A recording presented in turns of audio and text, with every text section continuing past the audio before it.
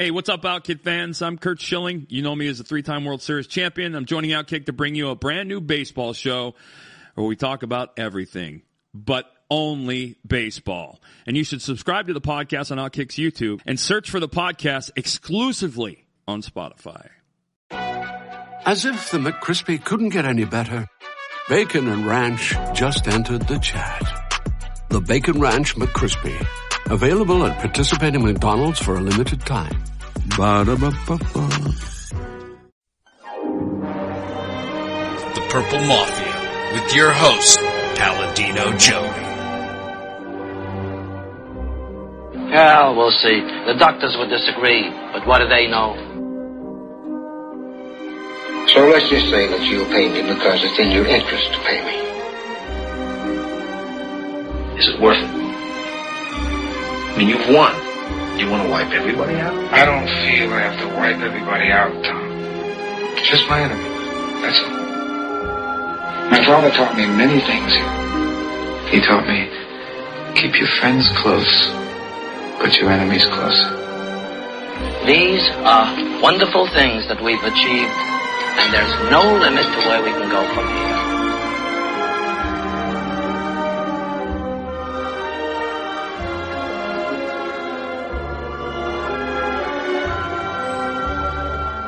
Welcome to the family with Purple Mafia, episode number 27 of Purple Mafia. Today is Monday, February the 23rd, 2009, and it is great to have you with us once again today here on this hit show in the Twin Cities that covers your team, the Minnesota Vikings. Well, I said that I would return when Minnesota Vikings news finally hits the wires, and there is finally something to talk about regarding your Minnesota Vikings at the quarterback position. A couple of stories to talk about, including Sage Rosenfels and Michael Vick.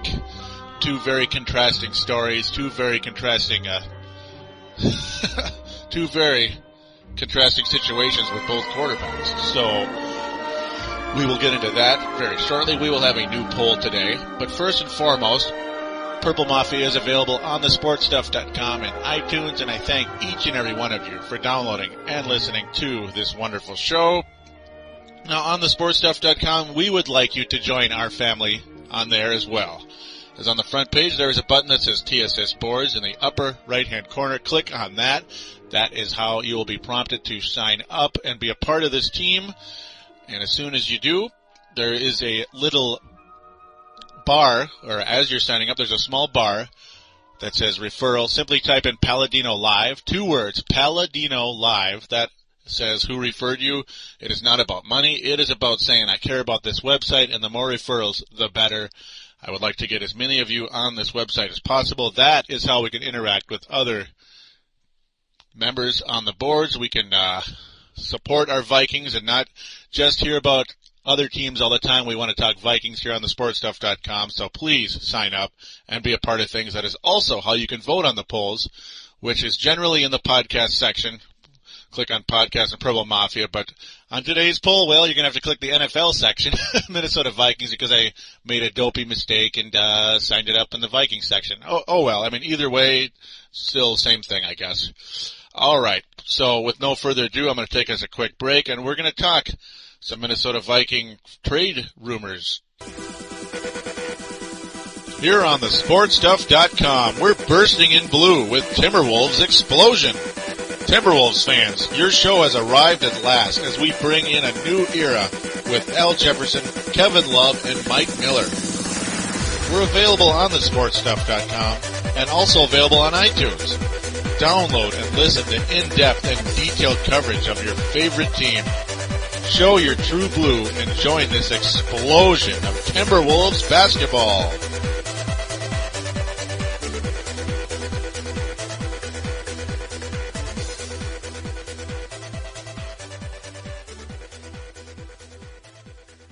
And we are back here on Purple Mafia, episode number 27, which is a reminder for iPod users. Thank you again for listening to this show. And do check out Timberwolves Explosion on thesportstuff.com, iTunes, and Timberwolves Press. That is how you can get a part of things on that show. Do check it out. More than worth it. Alrighty. well, your Minnesota Vikings have a problem at the quarterback position. But we'll be okay, though. We're just going to have Tavares Jackson and Gus Frerotte. We're going to have those two guys compete for the job again. We looked pretty dangerous last year. We were a Super Bowl favorite. Well, not really. Tavares Jackson came off to a lousy start, went 0-2. Gus Frerotte came in, looked like a very temporary savior, but did okay. His first couple games did pretty well. Then started to struggle, started to throw interceptions. Wasn't really as sharp as he was early on, and then, of course, was injured. Tavares Jackson came in, was red hot, looked like a 1998 Randall Cunningham for about 2 or 3 weeks, and went right back to his old mediocre to below average self, especially in the postseason, which costly turnovers, not quick decision making. Yeah, that in the Atlanta Falcon game, which I saw in person. Yeah. Me and my brother continued to just look at each other like, what is he doing? Yeah, I mean, not all of it's his fault. It's the coach. But, yeah, I would like to have a change in quarterback position. And it looks like the Vikings are trying to do something to at least push Tavares Jackson. Now, of course, there have been talks about Jeff Garcia. We've heard about those constantly. We've heard about them just every second about, it's probably going to be Jeff Garcia. He's the only one available because Brett Favre has retired, and it looks like he means it this time. And even if he didn't, well, he's 39, or going to be 39, just like Jeff Garcia. And, well, he kind of stunk late last year, and he's also coming back with a fairly serious injury.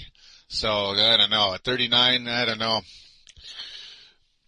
Jeff Garcia was okay last season. Nothing special. But before I get into him, there are talks about Sage Rosenfels. Sage Rosenfels, as a story broke this afternoon, that according to Sports Radio 610 out in Houston, it's reporting that the Vikings are offering a 5th-round pick to the Texans, and the Texans are seeking a 3rd. They will probably settle on a 4th-rounder. Meanwhile, the station also reports the Vikings have offered a 3-year, $9 million extension to Rosenfels. So that means it'd be about a 4-year deal because he's got 1 year to go, 4 years overall. So we're just going to have to see what happens there. That's where the holdup is. Also, a Viking spokesman said today that the team would have no comment. And, of course, they really can't comment because free agency is not open yet. It will not open until Thursday. And this is the 2nd year in a row that the Vikings have attempted to get Rosenfels. Of course, this story courtesy of Judd Zulgad, outstanding writer on the Star Tribune. Regardless if you agree with the political lean of the Star Tribune. Hint, hint there. Anyhow, last year the Vikings offered Houston a 3rd-round pick, but the talks ended when the Texans asked for a 2nd-rounder. So Rosenfels' numbers, or Rosenfels' stock last year was at an all-time high. As I'll quickly digress from that article over to here. We'll get back to it in a sec. Rosenfels in 9 games in 2007 had a quarterback rating of 84.8 and threw 15 touchdowns, 12 interceptions. Not bad at all. Not bad at all, and that was why his stock was pretty high. He filled in nicely for the oft-injured Matt Schaub, who just, constantly seemed to have injury problems since getting to Houston until last season, other than that major thing he had against the Vikings, courtesy of your outstanding defensive end named Jared Allen. But anyhow, Brad Childress said Friday he wanted somebody to compete with Tavares Jackson for the starting quarterback job, and that if Gus Frerotte elected to return for the final season of his contract, he could be the guy. Give me a break. No, Gus Frerotte should not start for this team. However, if a trade for Rosenfels is completed, that likely means Frerotte won't be back. And yeah, I mean, I don't really want Frerotte back. No offense to him, I like him as a backup, but he wants to start. That definitely proposes a problem to me. It really does. If this guy wants to be starting, I don't blame him, but ain't gonna happen, guys. I can't do it. Unless you have like the greatest defense of all time and the greatest running back and everything else of all time, which I don't know. Yeah, some people might think that. I can't go that far just yet. Can't do it. Rosenfels, by the way, who is from Iowa and played at Iowa State, had 1 season left in his contract with the Texans. He will turn 31 on March 6th. So age definitely not a problem, as we've seen thousands of times. Quarterbacks can play well into their upper 30s and even into their lower 40s. like Warren Moon did. I'm not saying Warren Moon was great, but he was competitive. He was competitive in the NFL. But overall, Rosenfels in 2007 was 4-1 in his 5 starts. This last year, though, unfortunately, not quite as much success. So the good part is his stock has dropped.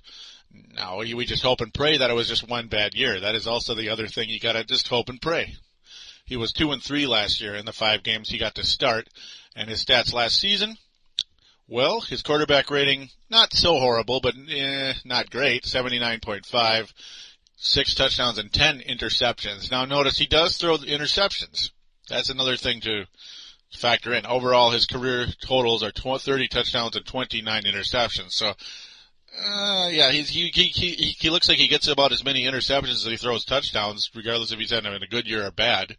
And last year, of course, he threw 4 more interceptions. He ran into a little trouble late in his tenure as a starter before Matt Schaub could come back from that injury. It's an interesting idea. We're just going to have to see what happens. The good part is, like I said, the stock dropped, so the price is cheaper now. And we actually won a division with Farrat and Jackson. That's interesting, very interesting. You can win a division with those 2 guys as your quarterback. So if you get somebody who's a little bit, I gotta think he's better than Tavares Jackson. I gotta think Sage Rosenfels is better than Tavares Jackson, but how much better? How much better? If anything, I think he might be a better version of Gus Farrat, younger version of Farrat. That's about where I'm going to stand right now on Sage Rosenfels. Of course, there was other news. This is kind of crazy. Michael Vick, are you serious? You know, that's something that's kind of got me wondering a little bit. Michael Vick. Well, there were thoughts about it because basically it's because Brad Childress did not totally poo-poo the whole idea.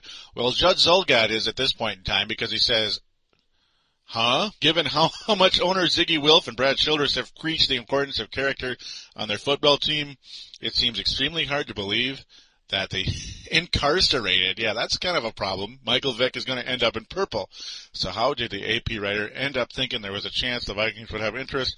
And that's because Childress did not poo-poo the whole thing. Childress's comment was, I really don't get into hypotheticals because I think there's too much water that's got to happen. I crossed that bridge when we came to it. And whatever that means, I don't know. It almost sounds like he's interested the way he says that, but the other thing is usually they really can't comment anyway. It's not time. Rick Spielman was a bit stronger on closing the door when asked about the subject on Thursday. I would just say that we're very strong on our character and what type of people we bring in. You guys know how we've been about the type of players that we've brought in. So basically Rick Spielman saying, hell no. That's basically about what he's saying. Though I can't say Michael Vick was the most horrible person ever before this whole dog thing came in, but it certainly would be a distraction to this franchise and to a lot of what the Vikings are trying to accomplish, I'd have to admit. But it would be pretty interesting. It really would. Tavares Jackson might have to give up his number 7. That'd be the hardest part, probably. No. Quite frankly, if I were the owner of the Vikings, I would give it a look-see. If I were, but I'm not. So what do you do? Michael Vick obviously is a much better, more athletic, just a much better overall quarterback than Tavares Jackson, if he can keep his sanity. But don't forget injury problems, even if you do get him. Just constant injury problems with Michael Vick throughout his career. That's the good part about Sage Rosenfels to this point in time. You haven't really heard much about injuries from the old Sage Sausage from Makota, Iowa. I can't say that word. I can't say the name of the city. I'm not going to try it. I apologize to some of you out there that are from Iowa and might be from there listening to this show. I can't do it. So I'm not going to put myself up for criticism there by screwing up that name. Another player, of course, as mentioned, Jeff Garcia. We're going to have to revisit that. Sage Rosenfels, I did mention even previously on the quarterback, when I discussed quarterbacks a few weeks back, that Sage Rosenfels' stock has dropped. Maybe we could get him for a 4th rounder. Funny how that works, isn't it? Isn't that funny how that works? I swear, I'm Nostradamus or something. I don't know what to say. But, well, Jeff Garcia's stats are more encouraging. He's certainly a more efficient quarterback. Quarterback rating of 90. 12 touchdowns, 6 interceptions. The year before that, 94 quarterback rating. 13 touchdowns, 4 interceptions. The year before that, 10 touchdowns, 2 interceptions. That was when he had that little run with Philadelphia 3 years ago, or 2 years ago, or 3 years ago. 96 quarterback rating. Not bad at all. Led them to a victory in the postseason. You do got to worry about fumbling, though. He fumbled the ball 7 times last year in only 12 games. Thankfully, though, only 2 of those fumbles were lost. So, not too bad, but the touchdown totals are pretty low, though. I mean, I gotta admit the touchdown totals don't excite me at all from Gus Farad, from Jeff Garcia. Yeah, not from Farad either. He's more efficient than anybody available at this point in time, but he's so old. He's so old. I just don't know. He would be a 1-year Band-Aid, I think, and maybe if you got signed to a 2-year deal, you're gonna probably want to draft a quarterback, but the Vikings' position in the draft has not been good. Last year they had the opportunity to possibly draft Brian Brom, and he was sitting there in the second round, and they didn't take him. So, what can I say? What can I say? That's just where things stand right now at the quarterback position. Matt Castle, well, he was franchised a few weeks ago, as you guys remember out there. Forget about it. I'm not giving up a first-round pick for Matt Castle. If the Vikings do it, that's their prerogative, but I wouldn't do it. The guy I'd like the most, might be fairly expensive, but also might not be available, is Matt Hasselbeck. That's also the guy I talked about last time. I wish the Vikings could get Matt Hasselbeck. If they really want to win now, that's the guy to get, in my opinion. Though, of course, injuries have been a problem for Matt Hasselbeck, and he had a pitiful season last year with a quarterback rating of 58. But if he can regain some of that old magic in Seattle, where just 2 years ago in 2007, he threw 28 touchdowns, only 12 interceptions. Not bad at all. About 4,000 passing yards. He played all 16 games that year. If we can get anything resembling that with this defense and this running back, hey, that'd be fun. But of course, that's probably more of a pipe dream, and it's going to probably be Sage Rosenfels and Tavares Jackson duking it out. And third stringer, John David Booty with with the clipboard. That's just probably that's the way it's probably going to be at this point in time. I'm sorry, it's not the most exciting news for you when it comes to the quarterback position, but such is life. There's not much available out there. That's just how things are going to have to stand right now for the Vikings at quarterback. Maybe something will change, but I don't see it personally at this point in time. I'm going to take a quick break, and then we will discuss the newest poll on thesportstuff.com. Here on thesportstuff.com, we're toughing up on Brave the Wild with Paladino. Join me, Paladino, as we brave the Minnesota Wild Hockey Club on our way to the playoffs. We're available on thesportstuff.com and iTunes. The boogeyman, Derek Bugard, says you'd better listen or he just might drop the gloves. Call up your courage and brave the wild with your buddy, Paladino Joey.